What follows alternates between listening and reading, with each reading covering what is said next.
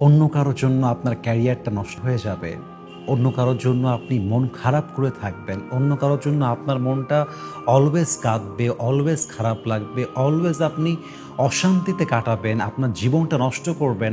আমার মনে হয় এর চাইতে বড় বোকামি পৃথিবীতে সেকেন্ড আর কোনো কিছুই হতে পারে না।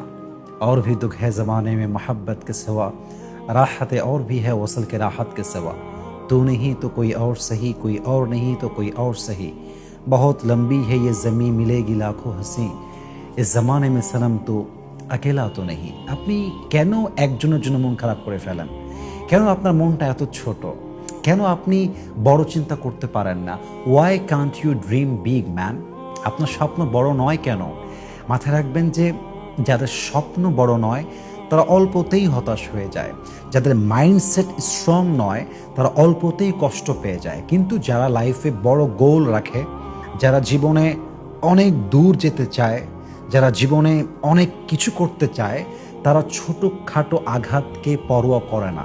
একটা বড় জাহাজ কখনো ছোট্ট একটা স্রোতে ভেঙে পড়ে যায় না, সেটা ডুবে যায় না, এটার জন্য বড় একটা স্রোত প্রয়োজন হয়। তো আপনি এত ছোট জাহাজ হবেন না যে জাহাজটা হালকা ঢেউ উঠলেই ডুবে যায়।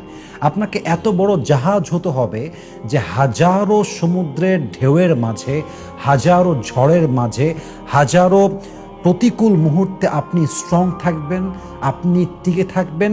You have to have that power. আপনার সে শক্তি থাকতে হবে। আসলে যখন জীবনের গোলটা আলটিমেটলি আমরা সিলেক্ট করতে না পারি যে আমরা কি হতে চাই, what we want to become in our future, আমরা কি হব ভবিষ্যতে, এটা যখন মানুষ সিলেক্ট না করে, তার এইমকে যখন সে টার্গেট না করে, তখন সে যে কোনো বিষয় নিয়ে হতাশ হয়ে যায়।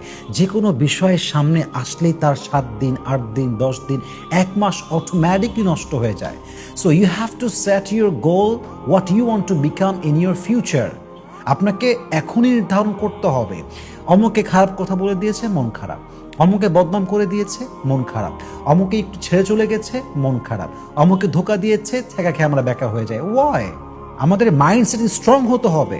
আমরা বিশ্বাস করব মানুষ হিসেবে, বাট বিশ্বাস ভেঙে দিলে এটা তার ফল্ট। আমি জাস্ট শিক্ষা নিব অ্যান্ড জাস্ট মুভ অন।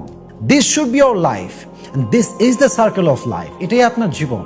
এজন্য আমি সবাইকে মোটিভেট করে বলতে চাই, যাদের মনটা এখন খারাপ অন্য কারোর জন্য, এটা আপনার ফল্ট নয়, এটা তার ফল্ট।